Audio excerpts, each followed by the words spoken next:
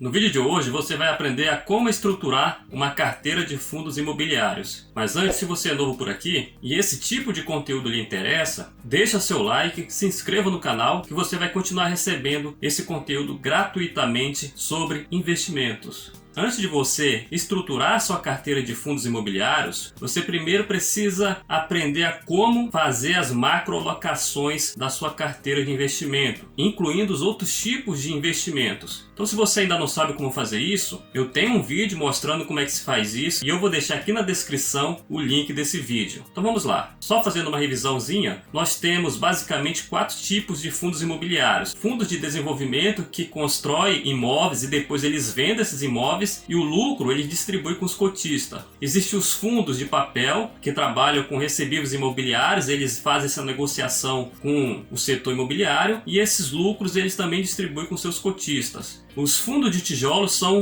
os que de fato possuem imóveis. E existem os fundos de fundos. O patrimônio desses fundos de fundo ele é constituído de cotas de outros fundos. Então o rendimento das cotas desses outros fundos também são distribuídos com os cotistas do fundo. Quanto aos fundos de tijolos, eles são ainda subclassificados em segmentos. Então existem esses principais segmentos aqui. Então existem os fundos de logísticas que trabalham com galpões logísticos, os fundos de shoppings, os fundos de lajes corporativas que eles possuem imóveis e esses imóveis funcionam como escritórios para as empresas. Existem os fundos híbridos que são constituídos de vários desses outros segmentos. Então eles possuem também papéis, imóveis de lajes corporativas, escritórios, galpões logísticos e entre outros. Existem fundos também de hotel, agências bancárias, esses alguns especialistas dizem que está com dias contados porque as agências bancárias estão diminuindo com o avanço da tecnologia dos bancos. Existem os fundos residenciais e existe também os fundos educacional, onde eles alugam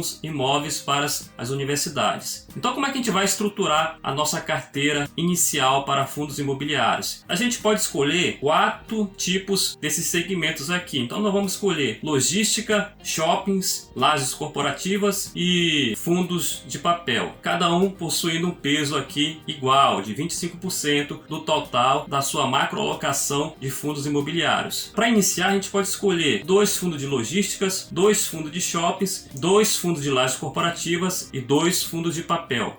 Então a nossa carteira ela está já estruturada, já sabemos o quanto vamos ter de segmentos e quantos fundos de cada segmento também nós vamos ter. E agora a gente pode começar a fazer a pesquisa para compor essa nossa carteira de acordo com essa nossa estruturação inicial. A gente pode começar usando a seguinte estratégia, procurando os fundos que têm o maior patrimônio líquido. Porque esses fundos, se ele tem um grande patrimônio, eles são os maiores fundos negociados na Bolsa de Valores. E isso significa que tem muitos investidores sendo cotista desse fundo. Então também é um indicativo que esse fundo ele tem uma maior segurança, eles são fundos mais sólidos. É bom a gente começar pelos fundos mais sólidos, porque tem menos risco. Para ter esses dados, a gente pode utilizar esse site aqui, que é o Funds Explorer. Então no site a gente vai aqui em ferramentas e a gente vai aqui em ranking de FIIs. Então clicando aqui, então aqui nós temos ranking dos fundos imobiliários. E a gente pode selecionar pelo valor do patrimônio líquido do fundo. Aqui tem uns filtros que a gente vai excluir algumas informações aqui. Tem várias informações que no momento não interessam para a gente. A gente pode deixar somente os que interessa no momento, preço atual, liquidez, dividend yield acumulado dos 12 meses, patrimônio líquido, que é o que a gente quer, e a quantidade de ativos. Então tá aqui o patrimônio líquido, eu clico aqui no nome para ele filtrar por maior tamanho. Mais uma vez, pronto. Ele selecionou pelo maior fundo da Bolsa de Valores, que tem um patrimônio aqui de 4 bilhões de reais. Como a carteira ela seleciona também por segmentos, começar agora a escolher pelo segmento de logística e eu